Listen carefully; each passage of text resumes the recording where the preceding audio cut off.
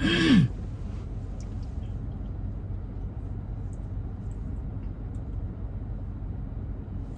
what's good? Your boy K Law back with another video. Yeah, your boy been slacking, I already know. Your boy be grinding. I be in the barbershop working. You see I got my little tie on and whatnot. Yeah, your boy got your little work tie on. But yeah, bring y'all a quick video real quick. For those of y'all who new to the channel, I appreciate y'all stopping by, rocking with the kid. I did 4 years in the Florida State prison system. So the incident I'm about to tell y'all about, this happened within like the first 2 years that I was at this one particular prison, which was Gainesville, CI. So like I told y'all before, once you go through your reception and prison system and all that, they 9 times out of 10 they'll send you to your main prison where you're gonna be for a while. You might be there for a few months, you might be there for a few years, few weeks, you never know. They'll just ship you out. They ain't gonna really tell you when you leaving because it's a flight risk. So I'm at the first prison, this at Gainesville, CI. I think I had them been like, I had just hit maybe like a year and a half, 2 years in at this particular prison. This the beginning of my sentence. So I done got kind of adapted. I ain't gonna say used to. You don't really kind of get used to prison like that, you know what I mean? I know for me, I only did 4 years. You got people who did way more time, but I done got adapted. I know how everything rolling. I told y'all before that I worked in the laundry. That's why I used to hustle at. That's why I grind, because I was able to get fresh whites, you know what I'm saying, t-shirts, boxers, socks, fresh blues. I used to press blues, you know what I mean? Like, people coming in prison, you don't want to be wearing the same stuff a lot of the other inmates done wore years and years down the line. So if you got a little money, you gonna pay to get your whites clean, right? You gonna pay to get you some fresh whites, all that. So yeah, so I'm only telling y'all this to kind of tell y'all the story, how this, you know what I mean, how this go. It'll make sense once I start telling y'all the story. So this one particular night, we in the dorm, and when I say dorm, we in the open bay dorm. So you got a big dorm with a whole bunch of prisoners and bunks. So you got the bunks, like I say, you got some lined up on the wall all the way around. Then you got a walkway. Then you got other bunks in the middle, you know what I mean, all the way around. And you got a walkway. So it's kind of like you can kind of walk through the bunks and walk through the walkway if you really need to. You don't really supposed to, but if you need to, you can get to the other side of the dorm quick by walking through in between the bunks. So at this particular prison, if y'all familiar with the open bay dorms in Florida, you know when you first come in, you got bunks right by the door. So at this particular time, I'm in the third bunk. I'm in the third single bunk. You got 1, 2, 3. This is my bunk. So I'm basically at the front of the dorm. You know what I'm saying? Now the rest of the dorm is all down. Like I say, it's go all the way down. I'm in third bunk. So you got probably 100+ inmates in this one dorm. So yeah, you know what I'm saying, you got the other bunks around us. So at I want to say like 10 o'clock, 10:30, something like that, they cut the lights off. And when they cut the lights off, the only lights in the dorm are these little lights that's at the top by the other lights, but they kind of like night lights, just so you'll be able to see what you're doing, if you eating, if you drinking, if you reading, if you got good eyes and you reading a book, you can see in the light, you know what I mean? Like it's enough light to be able to do what you need to do to maneuver, and also to go to sleep. You know, they can't have it completely dark enough. So yeah, so this particular night, I had just got done eating my little goulash, because I used to be on my workout. You know, your boy had got fine, you know what I'm saying, on this workout regimen up the road. So you know, after they cut the lights out, we used to do like a little prayer call, people to pray, you know what I mean? And it was right by my bunk, because it was a guy next to me. He used to do the prayer call. So sometimes I get in, you know what I'm saying, just to pray, whatever. So this time, like I said, I done ate my little goulash, did the prayer call or whatever, and now I'm listening to my radio, but I'm on my back, on my bunk, listening to the radio.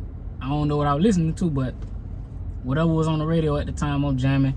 And I also got one of my t-shirts over my eyes, so it's kind of like blocking out the light, the glare that's coming in. So I'm just kind of in a relaxing state. So as I'm listening to my music, relaxing, like, mind you, my radio is up loud, so I can't really hear nothing. I ain't gonna be able to hear nothing unless somebody come tap my bunker, come tap my feet and say, hey bro, what's, hey, you know what I mean, whatever they gonna say. But I can't hear nothing. So I'm laying down, listening to my radio. So about 15-20 minutes in, I hear a loud thump, like a few times. So when I hear the loud thump, I don't think none of it, you know what I mean. I just keep on listening to my music. I kind of look up a little bit, lift up, but I don't really pay no attention to it. So I lay back down. A few minutes later, I hear it again. A few seconds later, I'm sorry, not a few minutes, few seconds later, I hear it again. So I'm like, damn, what the hell going on? So I lift up this time out my bunk, and like I told you, I'm in the third bunk, and the rest of the dorm is behind me or next to me, you know what I mean, on the side of me pretty much. Like I'm leaning up in my bunk, and you got the rest of the dorm, so I can see the rest of the dorm in a sense. I can't really see because it's dark at this time, but I can see a little bit. So I don't see nothing. Everybody literally, you know what I mean, still laying down. So this time I lay back down and I hear it again, but I don't even lift up. So about a few minutes later, probably about 2 or 3 minutes later, somebody come tap my bunk. It's one of the guys who his bunk was down on the dorm where this altercation that went down. So he, like I told y'all, I'm the laundromat. This why he came to me. He like, hey bro, he like, hey Lo, man, you got some extra sheets, bro? So I'm like, nah, bro, I ain't got no extra sheets. Extra sheets for what? He like, man, your boy Matt down here done got in some shit, done got his ass whooped. So I'm like, what? He like, yeah, your boy, white boy Matt, he down there messing with Donnie. I think the dude name was Donnie. This an older white guy, teeth missing in the front, versus this young black cat, Matt. You know what I'm saying? This cat, he from Tampa too. I don't remember his last name, but he from Tampa. He down there messing with the man feet, you know what I mean? Like, just playing around, and he didn't want to play at this time. He man in prison, trying to go to sleep. And like I told y'all, how the bunk's set up, you can walk in between the bunks. So if you walk by somebody, if you walking in the walkway and you just stick your hands out either way, you can hit somebody's feet if they're laying that way, you know what I mean? You can hit their head if they got their head that way or whatever. That's just something you don't do. That's prison rules. That's really like unspoken. You don't mess with nobody's feet. You don't, if you ain't ready for the altercation. So like I say, they like, Law, man, you ain't got no extra sheet. So I tell them, I ain't got no extra sheet, bro. So I'm like, what happened? They like, man, Matt done got himself in some mess and then got tore up. So by this time, if y'all know, you really aren't supposed to make no scene. So I kind of got up slowly, and I started making my way down to the dorm where these two dudes bunks was at that was just fighting. And as I walked down there, I see, like, now I can see clear. I see two dudes trying to hold Matt back, but at the same time, he really can't see everything. Like, this a white boy too, you know what I'm saying? Not to say it like that, but everything on his face is red. That's how much blood is gushing out of his nose and his face. Both eyes was shut, lip busted. Come to find out, the sergeant the next day when they came in, cause these officers joke about it. When they came in to count us the next day, they were like, y'all seen what happened? You know, they making jokes out of this type of stuff. They make jokes out of this. One of the things they make jokes out of. So they like, yeah, that boy got every bone in his face broke. And the reason I know he ain't lying is because, like I say, when I went down there, he was out of it. He was still trying to fight, but they was holding him back. Like, he's still in his mind, he's still trying to fight. But bro, you done. Every bone in his face was broken. Both eye sockets was broken. His nose was broken. His lips, like jawbones, everything was broken. And if you been a prisoner, you ever did time, you already know y'all kind of when you get into it with somebody and y'all fighting, somebody kind of like scuffed up a little bit, you kind of try to hide from the officer so you don't be noticed, you know what I mean, so you don't go to the box and whatever. This case, Matt tried to do this, but it didn't happen. Like he was in too much pain, he was too hurt. Like I say, I'm not exaggerating, every bone in his face was broken, you know what I mean. And I didn't necessarily witness the actual fight, but boy, I witnessed the aftermath. And like I say, when I went down there, he's still trying to fight this man. This an old man, and I know size and physique don't really matter sometimes, but like I say, this an older guy, 40 plus years old. He was old enough to be my dad at the time. No teeth, pot belly, all he do is drink coffee and smoke cigarettes. Done beat up on this young guy, early 20s, on the dip bar, pull-up bar, on the rec yard every day working out, you know what I mean. And he one of the guys that you know what I mean, talk a lot. And I feel like 9 times out of 10, that's where you gonna end up when you got a lot of mouth. And a lot of people always ask me, they like, "Law, boy, you small, boy, how you survive this and that?" I mean, one thing about it though, anywhere you go in this world, whether you in prison, jail, on the street, whether you in church, what, you got to give respect to get respect. And that's one of the biggest lessons I learned in prison is, you know what I'm saying, respect. You got to respect people around you. When you respect yourself and when you respect the people next to you and around you, you're gonna get the same respect back tenfold. You know what I mean? That saying that trouble find you, 9 times out of 10 you were looking for a little bit of trouble and they found you and they gave you more than what you were looking for. Just like I was looking for trouble and I really wasn't trying to do nothing like that, but I ended up going to prison. You know what I mean? You see how that works? So, like I say, you just gotta, know what I'm saying, protect yourself at all times, especially like in prison. Like, why are you playing? You playing with people's feet. This man could have been stressing about his lady leaving him. This man could have been stressing about his daughter not talking to him, his son, his family turning his back on him. He wasn't getting no money. I know he wasn't getting no money because he worked in the laundry with me next to me.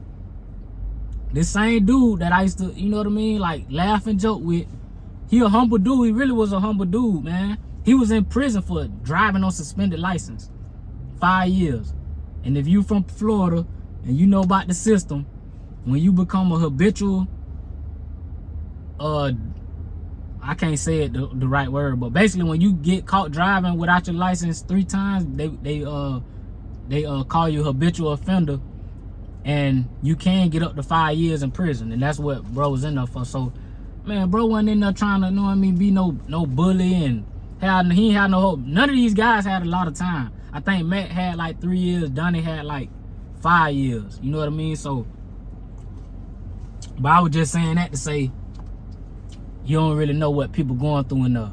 You don't know people's time because some people don't talk. Like, nobody really knew my time unless they talked to me. Like, people in my dorm who I goulash with, you know what I mean, who I played cards with, played spades, gamble with, or whatever. They, you know what I mean, people like that. But you just messing with this dude's feet. You don't know what type of time he on.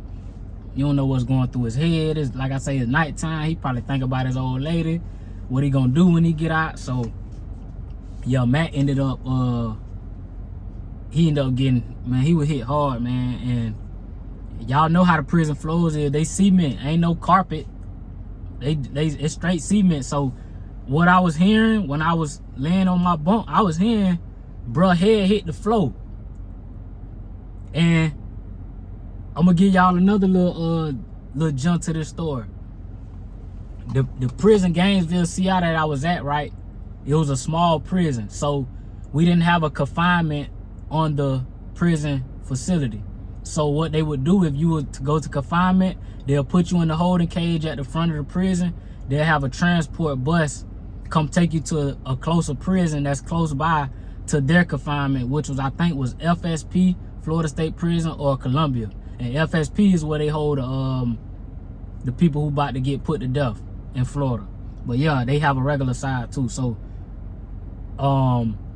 they ended up going to the box, right?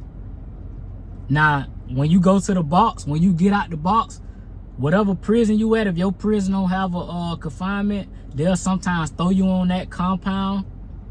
Like when you come out of confinement, they'll throw you on that compound, or they'll send you to another prison, or they'll send you back to the prison that you came from. And in this case, they brought these tools back to the same prison. So, like I told you, I was in laundry with the dude, Donnie. I was in laundry with him before he went, and then when he came back to the laundry. So you know me, I'm making jokes out of the whole situation. Like I'm asking him like what happened and all of this. That's really how I got a lot of this information after the fact. And also when they brought Matt back, he tried to check in. And if you don't know what check in means basically you scared for your life. You trying to go under protective custody. Did I say that right? Protective custody, yeah. You trying to go to PC pretty much. You trying to say you scared for your life, you embarrassed. That's really what he was. He was embarrassed to come back on the same compound that he just got embarrassed on.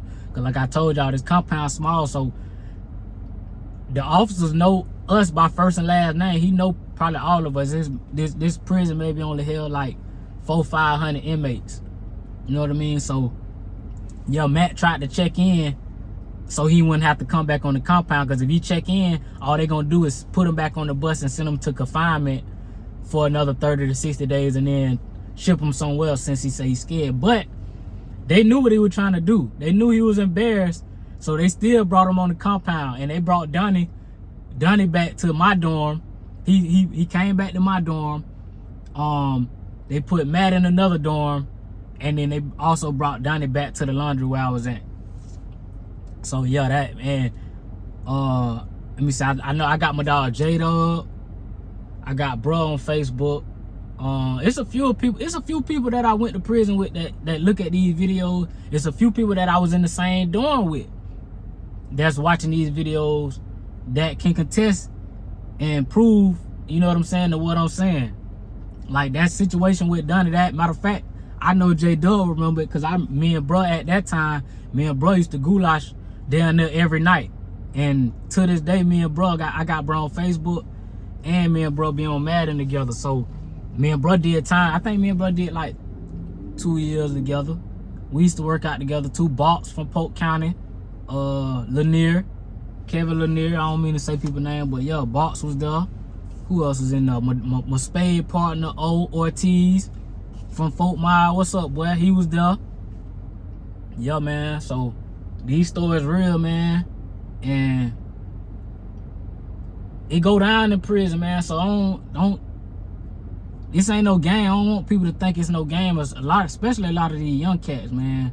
They want to go up the road and get themselves a name and show that they survived this. And everybody don't survive prison. Everybody don't come home. When people get stabbed up and people get beat to death and people get killed by officers and all of this, man, ain't nobody thinking about, oh, he only had this many years. You know what I mean? Like my bunkmate had life sentences. My not at this prison, but the next prison that I ended up going to after that I got some more stories for y'all for. But yeah, man, this ain't no game. For a lot of y'all kids watching, man, y'all better be careful, boy, and walk light. Cause I was blessed to be able to have a release date and come home. Especially with the kind of charge I had and the circumstances. That's another story I gotta tell y'all too, how I caught my charge. Cause yeah, boy, how I caught my charge was a real life-changing situation. But if y'all want that, y'all let me know. I appreciate y'all rocking with your boy. Y'all go follow your boy on IG. You know what I'm saying? Get on my nerves, follow me. Let me know you seen my videos. Tell me to tighten up on these videos. Get on my, you know what I'm saying? Yeah, y'all do all that. I need that motivation. I need that extra motivation besides my baby and my kids. You feel me? I need that extra motivation, you know what I'm saying? So I appreciate y'all rocking with your boy. Y'all see your boy keep looking back, cause I'm in the parking lot at my job and it be traffic. I be trying to look, see if some of my clients pulling up. But yeah, man, y'all fool with your boy. Hey, boy K-Law, man.